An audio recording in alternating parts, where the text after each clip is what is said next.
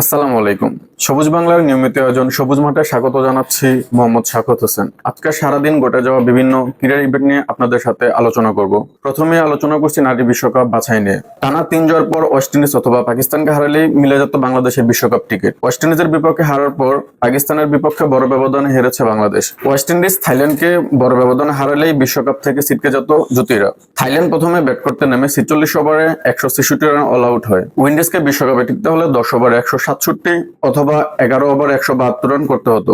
অবিশ্বাস্য লক্ষ্যকে সম্ভব করতে হেলি ম্যাথিউস মাত্র 29 বলে 70, জোসেফ 12 বলে 26, হেনরি 17 বলে 48 করলে 10 ওভারে ওয়েস্ট ইন্ডিজের সংগ্রহ 168 রান। রান রেটে 0.01 ব্যবধানে এগিয়ে বিশ্বকাপে নিগার সুলতানের জ্যোতির বাংলাদেশ। এতদিন পরেও টেস্ট কালচার নিয়ে প্রশ্ন ওঠায় আক্ষেপ নাজমুল হোসেন শান্তর।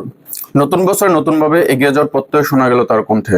তিনি বলেন, আমি আশা করব সামনে যে 5-6টা টেস্ট আছে নতুন কিছু আপনারা দেখতে পাবেন ইনশাআল্লাহ। জিম্বাবুয়ের সিরিজ নিয়ে আলোচনায় বাংলাদেশের স্পিড স্টার নাহিদ রানা। গতকাল জিম্বাবুয়ের অধিনায়ক শন উইলিয়ামস বলেছেন, এর থেকেও মেশিন জোরে বল করে, সুতরাং নাহিদ রানাকে নিয়ে আমাদের তেমন কোনো সমস্যা হবে না। জবাবে খোঁচা দিয়েই উত্তর দেন বাংলাদেশের অধিনায়ক নাজমুল হোসেন শান্ত। তিনি বলেন, মাঠেই দেখা যাবে তারা কেমন খেলে। আইসিসি সভায় যোগ দিতে দেশের বাইরে ছিলেন এতদিন বাংলাদেশ ক্রিকেট বোর্ডের প্রেসিডেন্ট ফারুক আহমেদ। এ সময় বাংলাদেশ ক্রিকেটে দুটি গুরুত্বপূর্ণ ঘটনা ঘটেছে। বিসিবিতে আর্থিক অসঙ্গতির তদন্ত করতে নেমেছে দুদক, আর ঢাকা প্রিমিয়ার লিগে দৃশ্যমান হয়েছে ফিক্সিং কেলেঙ্কারি। দেশে ফিরে প্রথমবার গণমাধ্যমে মুখোমুখি হয়ে এই দুই ইস্যুতে মুখ খোলেন বিসিবি প্রধান।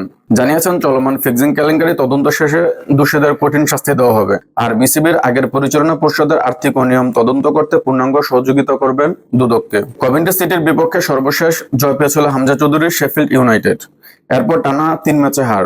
অক্সফোর্ড ইউনাইটেডের কাছে 1-0, মিলাওয়ালের কাছে 1-0 এবং প্লিমাউথের কাছে 2-1 গোলে হেরেছে তারা।